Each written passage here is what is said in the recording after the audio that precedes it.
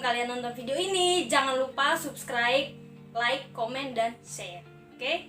Jadi subscribe dari kalian itu membuat saya semakin semangat untuk mengembangkan channel ini. Oke guys, hari ini saya akan menjelaskan ke kalian beberapa tips untuk kalian mahasiswa baru keperawatan yang sebentar lagi akan menjadi mahasiswa baru keperawatan. Jadi ada beberapa tips yang kalian harus pahami atau kalian harus tahu. Ini saya sharing ke kalian berdasarkan pengalaman saya. Jadi yang pertama itu tips untuk kalian supaya kalian menjadi mahasiswa keperawatan yang baik dengan kepribadian yang baik, yang dikenal banyak orang, yang dikenal dosen, yang dikenal teman. Yang pertama adalah kalian wajib mempunyai buku diagnosa keperawatan atau buku Nanda. Nah, buku diagnosa keperawatan ini, buku Nanda ini saya sudah jelaskan di video saya yang sebelumnya. Kalian bisa nonton, kalian bisa klik di situ untuk pencariannya itu buku-buku apa saja yang digunakan untuk menegakkan diagnosa keperawatan. Jadi kalau untuk buku Nanda, buku diagnosa ini saya sudah masukkan di video saya yang pertama. Kemudian tips yang kedua dari saya adalah ketika kalian menjadi mahasiswa keperawatan itu duduk di kursi yang paling depan. Kenapa kalian duduk di kursi yang paling depan? Karena biasanya ketika kalian duduk di kursi yang paling belakang itu banyak sekali gangguan atau biasanya kalau misalnya kita duduk di bagian belakang itu, di belakang itu biasanya kan sering pada ribut begitu. Jadi kalau misalnya kalian duduk di bangku yang paling depan, intinya kalian duduk di kursi yang paling depan itu banyak keuntungannya. Yang pertama itu kalian dikenali oleh dosen, ya kan, kalian dikenali oleh dosen. Kemudian yang kedua, ilmu yang kalian dapat itu semakin banyak dan kalian mendapatkan ilmu itu, kalian menyerap ilmu dengan jelas karena kalian duduk di bangku yang paling depan. Kemudian yang ketiga itu keuntungan dari kalian duduk di bangku paling depan adalah kalian mengetahui atau menyerap semua materi-materi yang diajarkan oleh dosen kalian. Tips yang berikutnya adalah sebelum masuk menjadi mahasiswa keperawatan, kalian harus mempunyai yang namanya stetoskop. Ini stetoskop saya warnanya pink. Jadi kalian harus wajib punya yang namanya stetoskop. Jadi stetoskop ini untuk mendengar suara jantung, suara paru-paru gitu. Jadi kalian harus punya stetoskop, tapi biasanya di kampus yang kalian daftar ada juga persyaratan pendaftarnya itu membayar biaya perlengkapan. Salah satunya itu perlengkapan nursing kit namanya. Nursing kit itu di dalamnya sudah termasuk sepaket, ada stetoskop, ada alat tensi gitu. Tapi kalau misalnya kalian mau belajar lebih awal, biasanya kalian juga harus punya ini. Kalian beli di online shop. Nah, yang berikutnya itu ini untuk alat stetoskopnya, yang ininya itu untuk alat tensinya. Ini alat tensi untuk mengukur tekanan darah, itu namanya sfigmomanometer. Jadi tips yang ketiga itu kalian harus punya alat tensi sama stetoskop, itu untuk mengukur tekanan darah. Kemudian yang keempat, tips dari saya adalah ketika kalian masuk di jurusan keperawatan, di semester awal kalian harus mencari tahu atau kalian harus mendaftar di organisasi-organisasi yang terdapat di kampus kalian. Jadi selain dari kalian hanya kuliah tok, masuk kuliah kemudian pulang, kalian juga harus masuk di organisasi. Biasanya di keperawatan itu di tiap kampus ada namanya organisasi himika. Jadi organisasi himika itu organisasi himpunan mahasiswa keperawatan. Jadi saya sarankan kalian harus masuk ke sana, kalian harus daftar ke sana karena banyak ilmu yang kalian dapat di sana.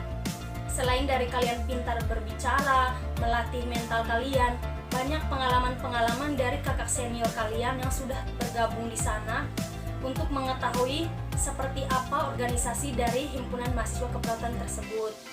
Nah, ada lagi organisasi lagi yang lebih besar dari itu. Kalau himika itu kan berarti organisasi yang berada di dalam kampus. Ada lagi organisasi gabungan dari organisasi di tiap kampus kesehatan. Biasanya menjelang Hari Perawat Internasional itu ada namanya di tiap kampus itu ada namanya organisasi International Nurse Day. Jadi organisasi Hari Perawat Internasional. Jadi kalian yang masuk atau kalian yang daftar di HIMIKA, di Himpunan Mahasiswa Keperawatan, kalian punya peluang besar untuk mendaftar menjadi panitia di International Nurse Day. Jadi nanti kalian akan gabung dengan mahasiswa-mahasiswa keperawatan dari kampus lain yang ada di kota di mana kalian mendaftar, atau di kampus mana kalian mendaftar. Kemudian tips yang berikut dari saya adalah, kalau misalnya ada belajar kelompok, biasanya ada tugas dari dosen, itu ada tugas individu dan tugas kelompok. Nah, biasanya pada tugas kelompok itu kan biasanya tuh sekitar satu kelompok itu kan 4-5 orang, tergantung kalian berapa orang per kelas, kemudian dibagi berapa. Jadi saya sarankan ke kalian, kalau misalnya kalian tugas kelompok, usahakan di tugas kelompok tersebut kalian harus lebih aktif dari teman yang lain. Kemudian jangan pernah malu bertanya dengan teman kalian yang ada di kelompok kalian. Jadi kalian harus tanamkan dalam hati kalian bahwa kalian itu bertanya karena memang kalian tidak tahu gitu. Jadi jangan pernah mendengar apa yang dikatakan oleh teman kalian, karena itu akan menurunkan mental kalian untuk berkembang gitu. Jadi kalau saya sarankan untuk kalian tuh, kalian harus aktif di kelompok mana kalian bergabung gitu. Kemudian yang berikutnya tips dari saya supaya dosen kalian juga mengenal kalian, itu kan biasanya mahasiswa baru itu kalau misalnya dikenal oleh dosennya, itu adalah suatu hal yang sangat membanggakan. Jadi saran dari saya supaya dosen kalian tuh mengenal kalian adalah menjelaskan satu materi. Jadi saya sarankan ke kalian harus ikut berpartisipasi atau menawarkan diri. Entah itu salah, nanti penjelasan kalian itu urusan belakangan. Yang penting kalian berani dulu, kalian maju dulu. Dengan begitu, dosen kalian akan mengingat kalian sampai kalian selesai sekolah keperawatan. Itu.